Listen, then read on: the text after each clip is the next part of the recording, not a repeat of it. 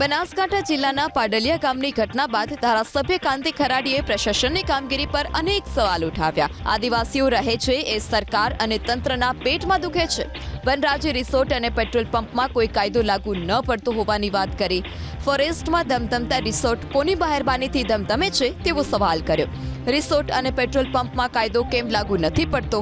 સંકલનમાં અનેક વખત રજૂઆત કર્યા છતાં કાર્યવાહી ન થતી હોવાની પણ વાત કરી।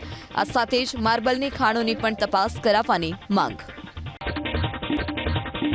બનાસકાંઠા જિલ્લાના પાડલિયા ગામની ઘટના બાદ ધારાસભ્ય કાંતિ ખરાડીએ પ્રશાસનની કામગીરી પર અનેક સવાલ ઉઠાવ્યા। આદિવાસીઓ રહે છે એ સરકાર અને તંત્રના પેટમાં દુખે છે। વનરાજી રિસોર્ટ અને પેટ્રોલ પંપમાં કોઈ કાયદો લાગુ ન પડતો હોવાની વાત કરી। ફોરેસ્ટમાં ધમધમતા રિસોર્ટ કોની બહારબાનીથી ધમધમે છે તેવો સવાલ કર્યો। રિસોર્ટ અને પેટ્રોલ પંપમાં કાયદો કેમ લાગુ નથી પડતો? સંકલનમાં અનેક વખત રજૂઆત કર્યા છતાં કાર્યવાહી ન થતી હોવાની પણ વાત કરી। આ સાથે જ માર્બલની ખાણોની પણ તપાસ કરાવવાની માંગ।